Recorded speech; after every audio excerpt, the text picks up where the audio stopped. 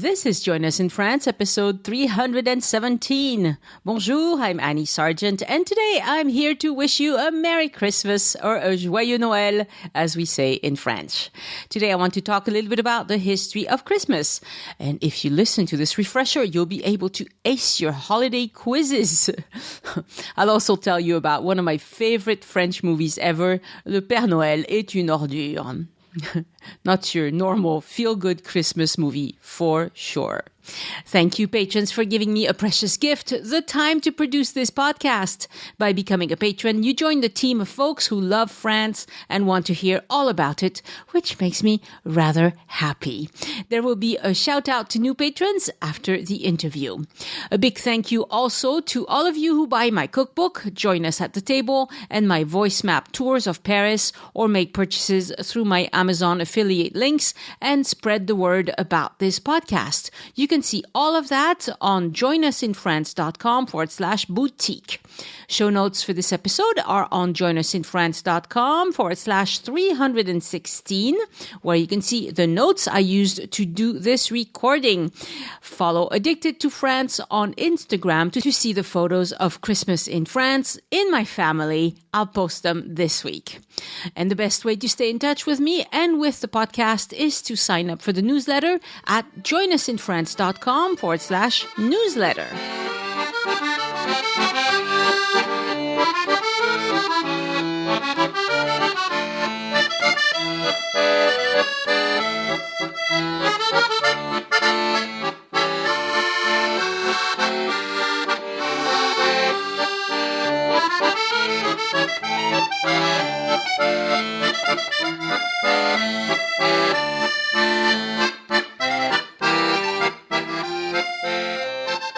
Okay, so don't listen to this episode with an earshot of young children. There might be some spoilers.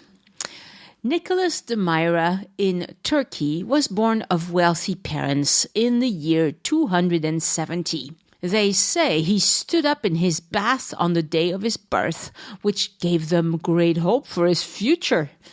Yes, that would be surprising. As an adult, he turned away from all entertainment and loved to spend time in churches. He memorized the holy books. These were the early days of Christianity, where it was spreading from Jerusalem towards Europe and to the East. Many new churches sprang up all over, and they were the source of great interest everywhere. We know all of this from a book written by an Italian author, Jacobus de Varagine, I think you say, who, there'll be a link in the show notes. He wrote a book called The Golden Legend in the 1200s. His book chronicled the life of saints and martyrs of the Catholic Church. Among them was Saint Nicholas, whose life can be summarized in one word: generosity. Having inherited much wealth from his parents, Nicholas decided to do good in the world. One day he heard about a poor, desperate man in his city because he had decided to sell his 3 daughters into prostitution so they could all survive. In secret, Nicholas threw gold pieces into the family's window. But the destitute man saw him and ran to him to express his gratitude. Nicholas made him promise to keep the whole affair a secret. And so forth and so on. He was a generous man, always looking to help the poor. When the Bishop of Myra died, Nicholas was chosen to become the new bishop. Despite getting the great honor of becoming a bishop, Nicholas remained humble and faithful. He also performed several miracles. The most famous is when he saved 3 princes who were visiting Rome and were the victim of a terrible injustice. We learn from the Golden Legend, again, that's the book that chronicles the lives of the saints, that the 3 princes asked for Nicholas' protection and put themselves under his benevolent care. Nicholas prayed so ardently for the welfare of these princes that he appeared in a dream to the Emperor Constantine the Great. And in the dream he asked, "Why are these princes being held unjustly?" In the dream, Constantine heard him command that he should get up right away and set them free, or else he would ask God to bring war to Constantine, and that war would destroy him. "Who are you," exclaimed Constantine, "to appear in my palace and dare speak like that?" Nicholas replied that he was the humble bishop of Myra. That's who. Let's stop for 1 second on Constantine the Great. He was the first Roman emperor to convert to Christianity. He did it on his deathbed, but he was the first. And during his life, he made laws to allow his people to worship as they saw fit. He is the one who called the Council of Nicaea in 372 that set many rules for Christianity. And Nicholas, Saint Nicholas, attended this council. The purpose of this council was to smooth over the differences between all Christian churches and unite them under one set of beliefs. The credo they wrote was adopted by most Christian churches, even if interpretations differed over time. This council is where the date of the birth of Christ was set, and they all agreed on December 25th. At the time, it was rare for anyone to celebrate a birth date. Emperors and kings did it, but regular people had no idea what day they were born and did not celebrate birthdays. Up until then, Easter was the major Christian celebration. It is the holiday that marks the resurrection of Christ. Why did they pick December 25th? Because of the established holiday called Saturnalia. This was a holiday during which it was forbidden to execute a prisoner or start a war. And for Romans, December 25th was the date of the winter solstice. Saturn was a god of agriculture. This was the same time period, which lasted for a week or so, during which masters could behave like slaves and slaves like masters. It was a time of freedom and celebration when one could speak their minds and be themselves. December 25th was the day of the invincible sun, the day when days start to get longer. Okay, now we know that it's December 21st, but let's cut them some slack. The new religion, Mithraism, was also a major player in the early 300s. I'll spell that because I don't know how to say it. It's Mithraism, Mithraism. This religion came from Persia and was spreading rapidly through Roman soldiers who went all over Europe. Mithra was the divinity of light and truth, and the divinity also called Mithra was born on December 25th. So the birth of Mithra was celebrated by slaughtering a bull and spilling his blood on the ground to bring better harvests. Mithraism was in direct competition with Christianity, but by choosing December 25th as both the birth of Christ and the birth of Mithra, they would bring Jesus forward as the Son of Justice and the light of the world as decreed by the Council of Nicaea. So if you've heard that Christmas was set in order to celebrate the process of rebirth and fight against pagan rituals, you were correct. But it is more than that. Christmas is an anchor in time that repeats every year, as immutable as the seasons themselves. Nicholas is said to have died from a fever on December 6, 343. And an amazing piece of news spread to all his followers. An oil is coming out of the body of the bishop. It is magical oil that heals all disease. And as a result, December 6 is now the holy day marked in the Catholic calendar as Saint Nicholas Day. This is the day when he is worshipped and praised in the Catholic manner. And to make things even more a bigger deal, in 1087, Italian sailors went to Myra and took his reliquary, so his bones, back with them to Italy. And this increased the importance of worshipping Saint Nicholas. The stories of St. Nicholas also coincided with other miraculous events, such as the story of the god Odin in the north of Europe, who moved through the air on a horse and wore a long white beard. Where have you heard about that? The Christians in these northern regions integrated these stories into the story of Christmas, where it gained a lot of the symbols that are familiar to us today. They also integrated the symbol of the Yule log, which is a special log you burned for special occasions at the beginning and is now a tree you bring into your home as a Christmas tree, or a cake decorated as a log if you're French. Christmas was a sponge for symbolism coming from stories from all over Europe and the Middle East. One more example, the nativity scene, also started in the Middle Ages with Saint Francis of Assisi, who was the founder of the Franciscan order. He introduced the living nativity scene in churches, but that had to get more discreet and what was represented as small figurines around the time of the French Revolution, because at that time you could get in serious trouble for being overtly religious. Saint Nicholas developed a reputation for being the protector of children. He comes down on the chimney on December 6th to bring gifts to faithful children who left their shoes out to dry near the hearth. And soon, in Germany, Saint Nicholas got a sideman called Knecht Ruprecht, which in France got twisted into Le Père Fouettard. And this Père Fouettard looked like Charles V, the Holy Roman Emperor. This character appeared in 1522 after the siege of Metz. Père Fouettard, aka the German Emperor, punished unruly and ingrate children. He was supposed to frighten the children, while Saint Nicholas was all kindness. They traveled together, one taking care of the good kids, while the other whipped the bad ones. Fouetter, fouettard, means whip in French. But in the 1700s, the stories of St. Nicholas came to a sudden stop in much of Europe because Protestants didn't like the worship of saints.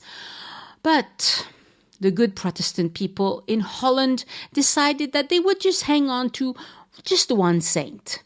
They called him Santa Claus in their language, and his feast was celebrated on December 6th. Methinks they had St. Nicholas in mind, don't you? Santa Claus made its way from Holland to New Amsterdam to be renamed New York later. Many Dutch settled in New Amsterdam in 1625. They brought in their suitcase the tradition of celebrating Santa Claus on December 6. From there, it spread to the English settlers of America, and many preferred to associate this happy winter celebration with the birth of Jesus rather than to the birth of a Catholic saint. And that's how Christmas was moved from December 6th to December 25th to be less Catholic. Now Santa started delivering his gifts in the night of December 24th instead of December 5th. With that change, Santa delivered his gifts in the night of December 24th instead of the night of December 5th.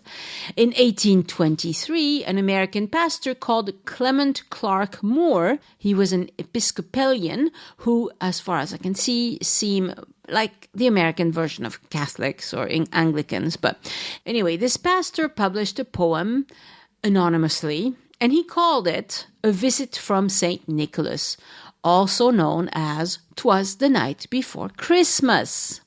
The story came to him one day as he went shopping using his sleigh, which was his usual mode of transportation. He borrowed story elements from a local Dutch handyman, as well as the story of the real St. Nicholas that he had learned about in divinity school. He made up the reindeer. He probably knew about Odin also, and his magical horse, and the long white beard from divinity school, because they study all these gods at divinity school, right? By the time Moore admitted that he was the author of 'Twas the Night Before Christmas, 8 other people had claimed authorship because it was a huge success. And people are still arguing about who was the author. I'm in no position to take a side in this hot, burning topic. 40 years later, a talented caricaturist called Thomas Nast, who also drew Uncle Tom with his tall hat and stripped pants. Well, that man, Thomas Nast, drew Santa, who now got rid of his bishop attire and was wearing a red cape with a white trim, had a big belly and a big leather belt. In the same series of drawings, he represented two children who followed the path Santa takes between the North Pole and the US. Santa, as we know him today, was born out of the imagination of Thomas Nast, and he is definitely a character from the North. This figure became popular all over the Western world through advertising. The company that makes pen, Waterman, used him in 1907, then Michelin in 1919, and Colgate in 1920. This jolly character was wonderful for advertising products. And the Coca-Cola brand, here we are, refined Santa as we know him today. In 1931, a man called Haddon Sundblom, not sure. Sundblom. He drew kind of himself, his face, as the jolly Santa we know today. A large, jolly man dressed in white, holding a Coca-Cola bottle. I'll point you to a blog post where you can see all these images in the show notes. I don't have the rights to the images, but I can. These other guys can take the heat. The whole idea was to inspire people to drink Coke in the middle of the winter. And before that, Santa was usually pictured with snacks or cakes. Sundblom changed all that. What a long way Santa has come since the early 200s. The reason why this happened is because we all love a wonderful holiday, be it religious or commercial. And a story that comes back around every year gets richer every time it is told. Of course, in France, we have our traditions that are quite different from what I experienced in America. For one thing, I had never seen a glut of gifts the way I did in American families. In France, gifts are mostly for children. Grown-ups may have a gift or two, but the kids rake it in by the dozens, not the grown-ups. And in France, when there are little kids in the family, we don't put any gifts under the tree at all. They all get revealed on Christmas Eve or Christmas morning. That changes family to family. When someone declares that they heard some strange noise in the other room, let's go see. Or in my family, as a matter of fact, we sing the old classic French song Petit Papa Noël to make Santa come. And we don't use stockings. Presents appear next to our shoe. We also dress a beautiful table for Christmas. No eating out of disposable anything on Christmas Eve or Christmas Day. What are the foods of Christmas in France? Well, that depends on the family. But in my family, it's oysters, foie gras, smoked salmon, duck, turkey, bûche de Noël, which I buy. I don't make it. I made it when I lived in America, but I don't have to anymore. It's easy to find here. We eat lots of chocolate. We drink lots of champagne. There are activities, of course. They include playing with new toys, which these days often include video games, chatting, singing, cooking, drinking, dancing around like fools. Same old, same old. Anyway, that concludes my story of Christmas. I wish you all a wonderful Christmas because this holiday has become so big. Almost everyone celebrates it all over the world. It's not so much about the Catholic saint, is it, anymore? I'm told they do big celebrations in Asia and in Africa, everywhere really. Christmas, by now, has become a worldwide feast. And in a year like 2020, we could all use a few days of celebrations. So I hope yours is peaceful, even if it is much smaller than what you normally would do. And now that I've told you all this serious stuff about how Christmas came about, I want to tell you about something extremely silly. It's a movie. It's a favorite French movie that people love to watch in France this time of year. It's called Le Père Noël est une ordure. This movie came out in 1982, and it wasn't a really big hit at first because it's quirky, and I probably should say it's extremely quirky. But it is one of the few movies about Christmas made in France, and so it made it cheap to buy. So TV stations started showing it every year at Christmas time, and it grew on us. It's become, one of these cult movies that everybody can quote from. There is a remake of it for the American market. It's called Mixed Nuts. It's with Steve Martin, and that one came out in 1994. It's a similar storyline, not as gritty as the French version. The preview for Mixed Nuts is really funny. It's on Amazon Prime. We've bought it. We haven't watched it yet, but I've heard that it wasn't as popular, especially for a Nora Ephron film, but we'll watch it on Christmas Day. It seems fitting for 2020.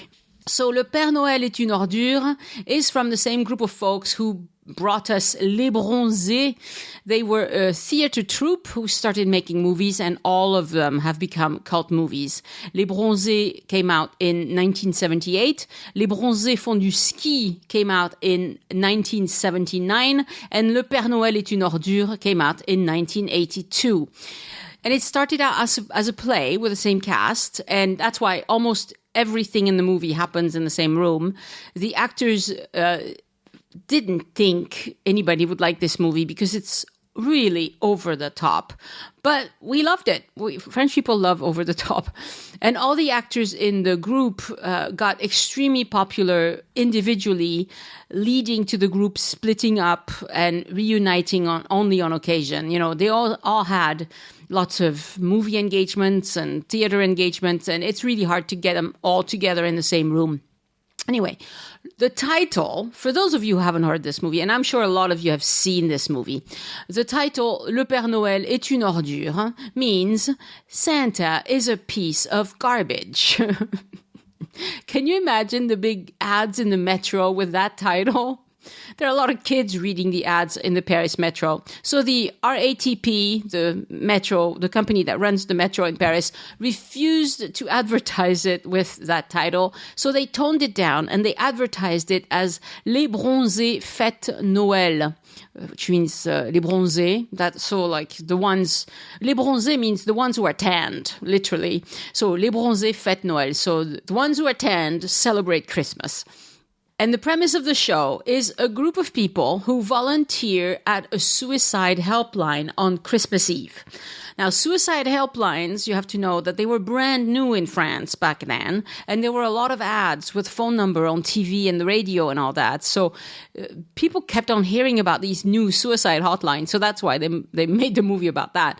Christmas movies are typically feel-good, Hallmark kind of movies, but this is a cast of people who are all miserable. Not just the folks who call the suicide helpline. All of them are miserable and misfits of one sort or another. The movie opens with Pierre, who is a stuffy, self-righteous volunteer at a telephone helpline for depressed people. He has a well-meaning but naive coworker called Thérèse. They are stuck with the Christmas Eve shift in the Paris office, and they are not happy about it. The building's elevator or lift is malfunctioning, and they receive visits from unwanted callers. Katia, a depressed transvestite who tries to hit on Pierre.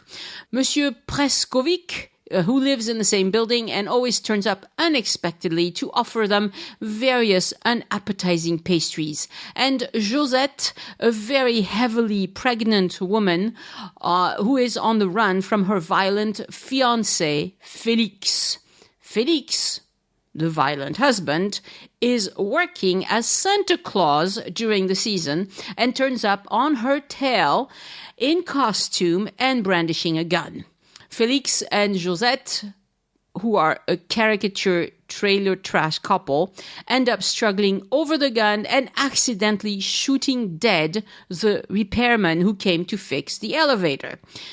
And then they butcher him and feed to the zoo animals. It's a cheerful Christmas movie, as you can tell. The way classic movies work in France, and I assume everywhere, is that people memorize some of the lines and use them at opportune moments. One such line is, "C'est fin, c'est très fin, ça se mange sans fin." It's a play on words in French between homonyms, fin, F-I-N, which means fine or delicate, and faim, F-A-I-M, which means hunger. So the guy who keeps bringing them horrible foods from Hungary brings them Christmas chocolates from his country, obviously. They look awful. They smell awful. He tells them they are handmade the traditional way and rolled under the armpit. And then Thérèse says, "C'est fin, c'est très fin. Ça se mange sans fin." So we've been saying that ever since about anything we don't want to eat. Another joke, which they kept in the American version, it's even in the trailer, is the guy who calls and says, "I'm at the end of my rope, what shall I do?" And the woman, in this time it's Josette, she can't hear him right, and she wants him to press a button. So he pulls the trigger. It's really dark humor. There's the woman who volunteers to make gloves for unfortunate people in India who suffer from leprosy. The Red Cross asked her to make gloves with only 3 fingers, and she complains that it would be easier to make mittens. So Pierre jokes, "Why don't you just send them socks instead?" Ha, ha, ha. He has a very Parisian laugh that makes the rest of France laugh because, the rest of France knows these guys are just haughty for no apparent reason. But with this whole show, once you're done laughing, you may understand that they are making fun of well-meaning, entitled Parisians who say horrible things because they have no idea about poverty and they are a little bit crazy themselves. Anyway, I'm not going to tell you the whole story, but it's a definite satire of both well-meaning volunteers and of poor people. Generally speaking, in movies, the poor people are depicted as good, unfortunate folks, right? In this movie, they are jerks. They thieve, they lie, they kill. So the poor are not nice, but that's because they have to fight for their survival. It's a crazy story, and French people love it. So if you have a chance, if you haven't seen it, Le Père Noël est une ordure. There will be a link in the show notes. Just keep in mind, that story violates all norms, and that's why we laugh about it. Again, I want to thank my patrons for supporting the show and giving back. Patrons get several exclusive rewards for doing so. You can see them all at patreon.com/join us. Patreon. Join us, no spaces or dashes. Thank you, all of you, for supporting the show. Some of you have been doing it for a long time. You are wonderful. And a shout out this week to new patrons, Steve Weaver and Melanie Brandeboer. Thank you so much for becoming patrons and making this podcast possible. I will send you your postcard and your show stickers very soon. I'm still working on my special reward for new patrons, a virtual tour of the Marais. Hopefully it'll be ready before Christmas. I'm working as fast as I can. So much to do right before Christmas, right? Thank you, Jenny Wandham, for sending me photos of L'Isle-sur-Tarn. I've been there a million times, but I never thought to take photos. So you saved me a trip. Merci. Are you still cooking out of my cookbook? Join us at the table. This week, I'll make soup au pistou at some point because it'll rest my insides from all the heavy Christmas foods. If you do, post your photos on the Facebook group. I love seeing them. For my personal update this week, I'm going to keep it short. I read Skipping Christmas by John Grisham, and that made me smile a lot. What a cute book. It was a cute movie too, but I think the book is better. Okay, I have kind of a funny story for you. This week, we had somebody come over from the phone company to see about installing fiber optics at our house. Now, the fiber optics we knew was in the village, but we didn't know how close to the house it got. And it's actually very, very close. But they sent somebody out to look for our box where the phone stuff is up against our house, right? So this guy came and he comes into the garage. He found the thing. He puts a snake through and he gets stuck at some point about 20 meters out of our garage. And so they go outside to look where it could possibly be, and they don't find it. And so he says, well, you're going to have to dig. So I get my shovel and I start digging and I think, what's that thing over there? So I go outside of the gate and I look at it and it says France Télécom right on it. So we have an expression for this, and they had stood right there and didn't see it. So we have an expression in French for things like this. We say, c'est des manchots, which means they are penguins, because penguins don't have arms and therefore they cannot do a lot of things. So I called the guy and I called him a manchot to his face. I made a joke of it.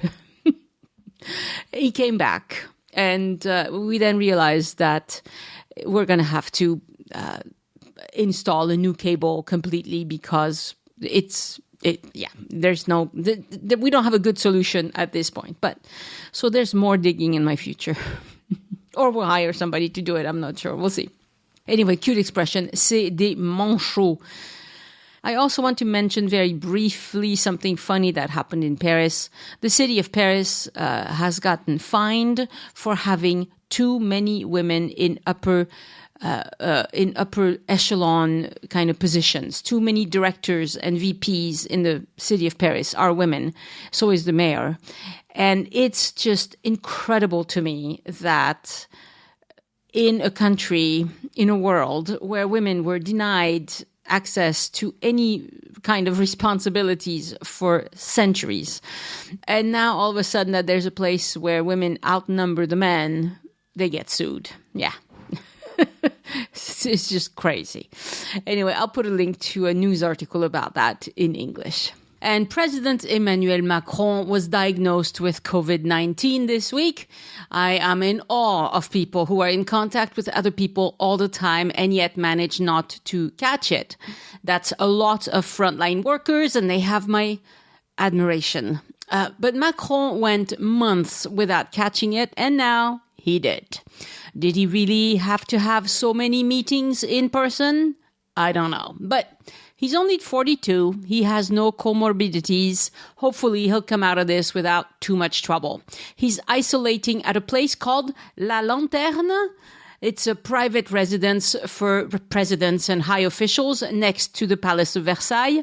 It's on the grounds of Versailles Palace, and it's never open to the public. Well, the whole thing right now is closed to everyone, but a lucky few. It's not a bad place to isolate, is it? Macron has a fever, he feels tired, he has a cough, and he had to cancel a few meetings, but he is otherwise doing fine. But his wife is 67, and she is more at risk based on her age alone. So far, she's tested negative, and they are isolating in different palaces. To be the Macron. It would have been better if he hadn't got this, mostly so we didn't have to start speculating, did he take too many meetings, blah, blah, blah, blah, blah. People are arguing about all of this. I think it's hard not to catch this unless you live under a rock, which is what I'm doing. There's a new study by the Pasteur Institute on where French people are getting infected. They only looked at French people and their behavior. I'm not sure if this can be extrapolated to other countries, but it's interesting all the same. Unsurprisingly, the answer is French people are mostly getting infected when eating or drinking with friends and family. Public transport is not where most get infected because on public transport, they wear masks, they use hand gel, and people do not talk on public transport. The issue is not the workplace very often either. It's not grocery stores. It's not walking in the city. It's sharing meals and drinks with friends and family. And we're staying home for Christmas for that reason. It'll be just the three of us. There will be other times to celebrate. And last week I mentioned that the Sanofi Pasteur COVID-19 vaccine was delayed until probably late 2021.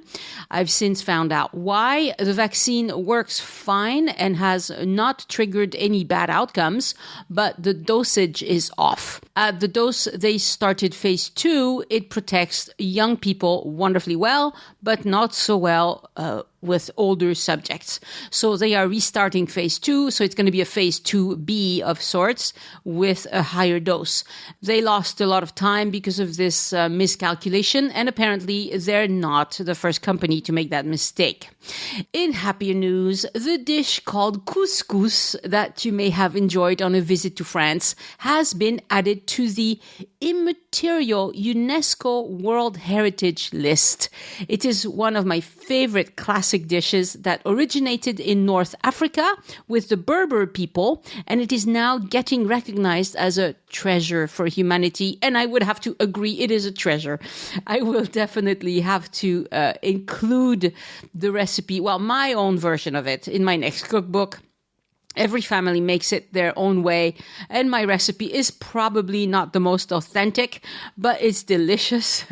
And just hearing the reports about it being elevated in that way made me hungry for it. It's a perfect dish for the colder months, so that's something to look forward to. And I should have mentioned this at the start of the show, but I also want to say thank you to all of you who have reviewed Join Us at the Table. The cookbook has 41 reviews so far on the Amazon.com store. All 5 stars. You guys are just too kind.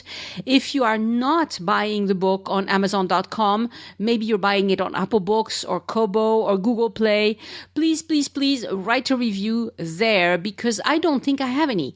And if you buy it from the Amazon store in France or in Canada or Australia, a review would be really valuable there, because I don't have so many.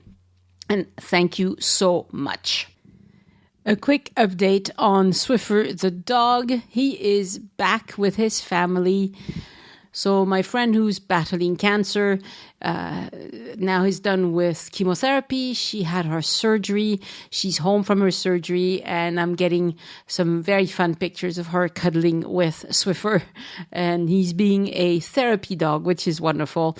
Hopefully it'll go well enough that he can remain with his family. But if he has to come back with us for a few more weeks, not a problem. I'll take him back. He was very fun to have. If you enjoyed the show, introduce a friend to the podcast and show them how to listen. We're on all podcast apps, Apple Podcasts, Spotify, Amazon Music, Audible, Pandora, and you can ask your smart speaker to play Join Us in France. And of course, you can listen on joinusinfrance.com. Next week on the podcast, an episode about house hunting in France with Wendy Sherwood. There is a method to the madness. Send questions or feedback to Annie@joinusinfrance.com. Thank you for listening. Have a wonderful Christmas. I hope you join me next time so we can look around France together. Au revoir.